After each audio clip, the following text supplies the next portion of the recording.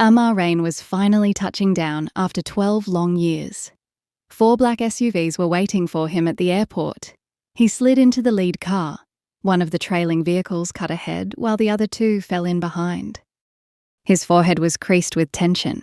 The 2-hour drive felt endless, but when the gates of the white mansion swung open, the welcome hit like a fireworks show. Drums thumped, servants danced, the sky exploded with colour, and someone cranked the music full blast. "Señorita, my heart is yours!" He shook his head and pushed through the crowd. Maids draped flower garlands around his neck until he could barely see. Inside the grand foyer, his grandmother, Mrs. Ellen Raine, stood with open arms. He melted into her hug while she kissed his face and cried happy tears. "Enough, Grandma. Let the rest of us have a turn." His mom, Catherine Raine, laughed. He let go of Grandma and moved to his mom. After hugging every cousin, aunt and uncle in sight, he finally escaped to his old room. He showered, changed, and was about to crash when his girlfriend Ariella called. He stepped out onto the terrace to take it.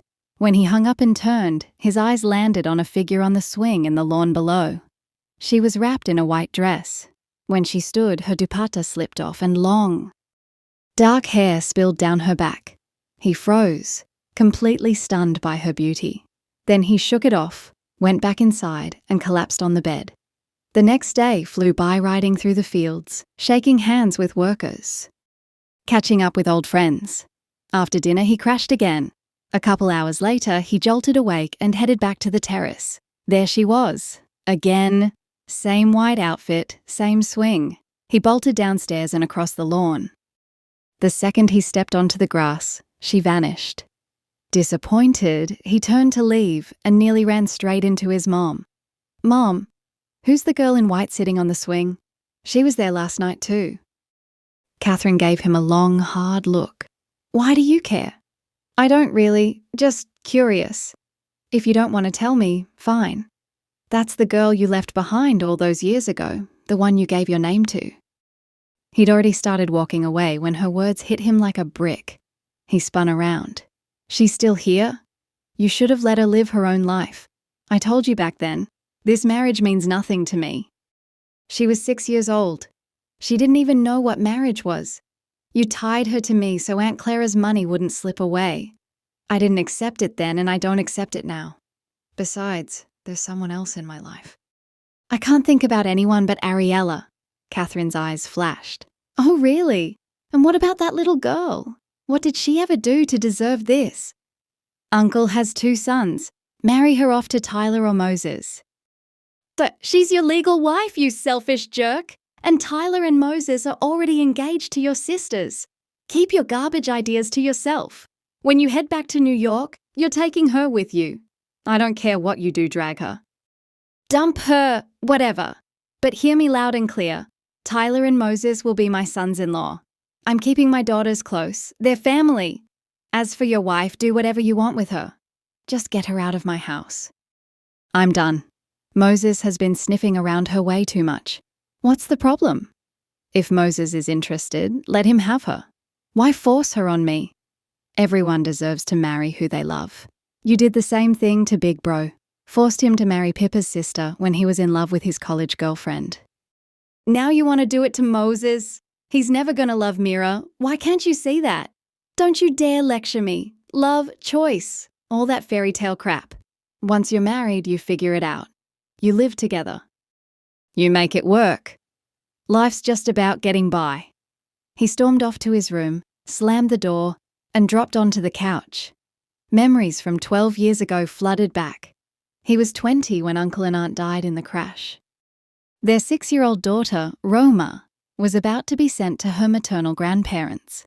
So the family married her off to him to keep the inheritance in the bloodline. He avoided that tiny doll-like girl like the plague. When Grandpa made him sleep in the same room with her, he lost it. But nobody defied Grandpa. Little Rohma thought he was her big brother. He cursed his luck. Then he left for grad school in New York and never really came back. Only once for a week because Grandpa begged. He owned hotels. He couldn't take long vacations. He sighed and flopped onto the bed. Next morning, Grandpa dragged him to the embassy and got Rohma's visa processed. Amar nearly had a meltdown. Days later, he flew back to New York. Her visa would be ready in a month. She was coming. But how was he supposed to tell Ariella? Work swallowed him whole. He kept putting it off. The day of the huge gala at his hotel, Grandpa called the night before. "Rohma lands tomorrow morning. Pick her up from the airport." His brain short-circuited, but he had no choice. Instead of going himself, he sent his manager. He stayed out all day. When he finally got home that night, he stopped dead in the doorway. Someone was curled up under the blanket on his bed. "What the hell is this girl doing in my bed?" he muttered, stomping over. He shook her shoulder. "Hey kid, get up! Go sleep on the couch in the living room." He yanked the blanket off and froze. She was breathtaking. A perfect untouched rose. Her deep black eyes were like a deer's. He swallowed hard. "I only sleep in my own bed. You take the couch." She got up without a word. The jingle of her bangles sent a strange shiver through him. She wore a light turquoise chiffon dress. Her long hair braided. She was mesmerizing. He looked away and slid into his side of the bed. Minutes later, he was out cold. He woke up in the early hours, checked the time, and got ready for work. After showering, he went to make coffee and stopped. She was curled up on the couch, shivering. Jesus, I didn't even give her a blanket. This crazy girl slept in the cold all night. He grabbed the comforter and draped it over her. Her eyes fluttered open. They locked eyes for a second. "Sorry, didn't mean to wake you. Go sleep in the bedroom. I'll work out here." She silently picked up the comforter and disappeared into the bedroom. Weird girl. Doesn't say thank you. Doesn't say sorry. Is she mute? No, she talked plenty when we were kids.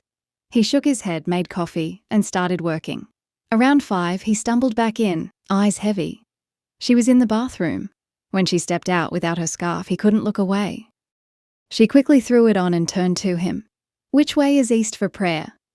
"I used a sheet yesterday, but I wasn't sure about the direction." Her voice was like honey. He was speechless for a second. "Sorry. I don't pray. I don't even own a prayer mat. I'll have my assistant grab one from the store this morning. For now, just use the sheet." She nodded, spread the sheet, and started praying. He leaned against the headboard and watched, strangely calm. When she finished and started to leave, he called out without thinking, "Hey, what's your name again?" She turned, eyebrows raised. "You don't know my name? I'm that forgettable."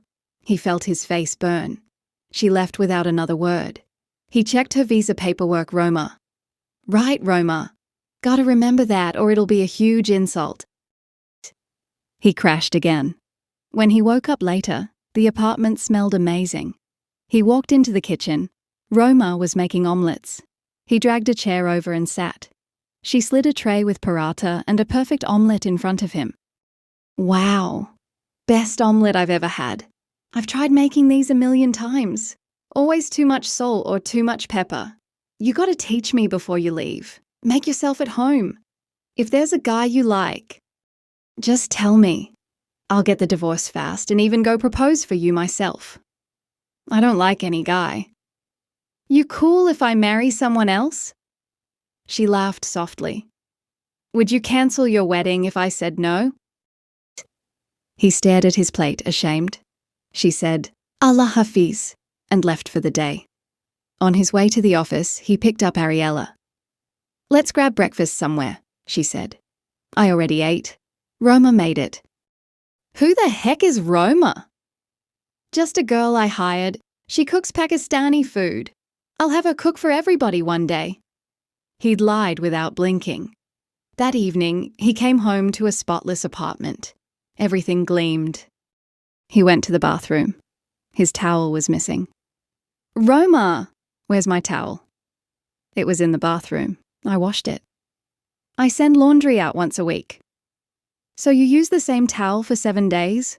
Gross." "No. I gave them 7. That was number 8. They'll be back tomorrow." "Got it. Go shower. It'll be dry soon." "I always wrap a towel after a shower." "You'll survive one day without it. Just put clothes on." "No way. I need my towel." He stormed off, wrapped the towel around his waist and came back out. While grabbing clothes from the closet, he crashed into Rohma. She fell. He fell on top of her. Then she slipped again, and her lips brushed his chest. Electricity shot through him. His hands instinctively went to her waist. She panicked, tried to get up, slipped again. Lips met lips. Without thinking, he pulled her closer. She struggled. When he tasted the salt of her tears, he snapped out of it and let go. She bolted into the bathroom and locked the door. He sank onto the couch. What the hell did I just do?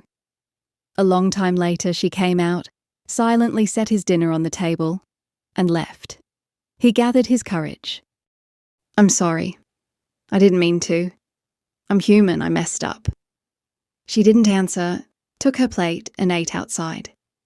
He muttered under his breath, so much attitude. She's my wife, touching her isn't a crime. Next day, he overslept, rushed to work, and spent the whole day off balance. Ariella was pissed. That night, he took her to dinner to smooth things over. Your head's somewhere else, you're not even listening, she snapped. Just a headache. Next week's the Cargill party. Mr. Cargill wants Pakistani biryani. Can your little maid make it? Yeah, she can. When he got home, Rohma was scrubbing the kitchen like it owed her money turquoise shirt and pants. Scarf tied around her waist, standing on a stool. He laughed out loud and startled her. She slipped. He caught her in his arms. Their breaths mixed. He gently set her down. Why are you doing all this? The cleaning lady comes on Saturdays. If she did her job, I wouldn't have to. I hate sitting around doing nothing. She went back to work. He gave up and went to change. A minute later, she brought him hot tea. Thanks, I needed this. As she turned to leave, he called, Rohma, sit. Important stuff. I'm an event planner. Mr. Cargill's son is getting married. Can you make biryani? Sure. I'll pay you. No need. I had everything back home, and you provide everything here too. He felt like garbage. He'd never once asked what she wanted. He called Grandpa and had a bunch of dresses sent over. A friend dropped them off. Grandpa sent these. Pick whatever you like. Get ready, we're going out. Are we going somewhere? Yeah, you're cooking the biryani at the hotel with the staff. 10 minutes. Meet me downstairs. In the car, she said quietly, I was so dirty. Why'd you bring me like that?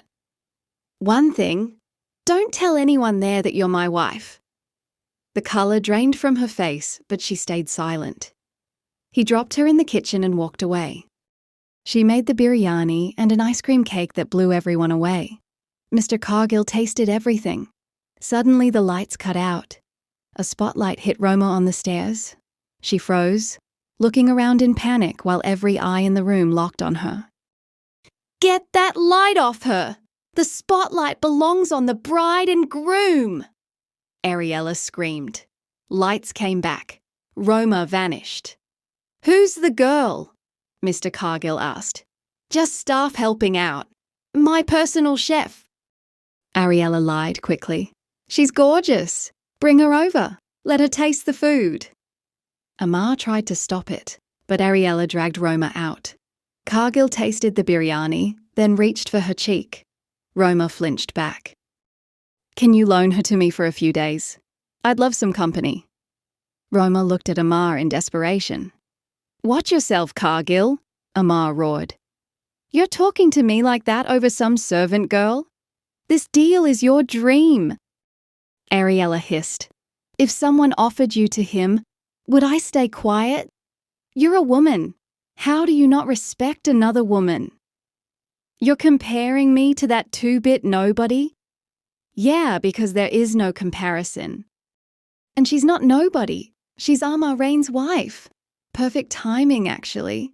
Now I've seen your true colours. We're done. Every tie cut. He grabbed Rohma's hand and stormed out. In the car, she collapsed onto the floor. Well, Rohma, you okay? Forget everything that happened. How can I forget? My heart's covered in scars. First, your cousin touched me with dirty intentions. After you left, he'd say, No problem. If not Amar, there's always me. Rest your head on my arm and sleep. When I was 10, I told Aunt Clara. She shipped me off to a hostel. But the wolves were there too. The warden, the cook, the laundry guy. By the grace of God, it never went further than touching. Now here, 2 predators everywhere.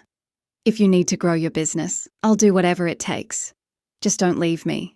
I'm terrified of being away from you. She broke down, sobbing. I'm sorry. From now on, no one will ever look at you the wrong way. I swear. He kissed her eyes. But your deal? I'll drop everything. I'll take you somewhere far away where none of these memories can touch you. He kissed her forehead. But your business? A company in Italy made me an offer months ago. I'll call them tomorrow. As long as you're with me, I can rebuild anything. He kissed her cheeks. She blushed crimson. 1 month later, they landed in Italy. Every head at the airport turned. She wore hijab and looked innocent, angelic. But today, her husband was by her side and the stares felt different. They say a man makes a woman. When a husband stands with her, no lustful gaze in the world can touch her. After her father, her husband is her shield. When he's careless, the world is ready to tear her apart. But when he stands tall beside her, the world can only watch with envy.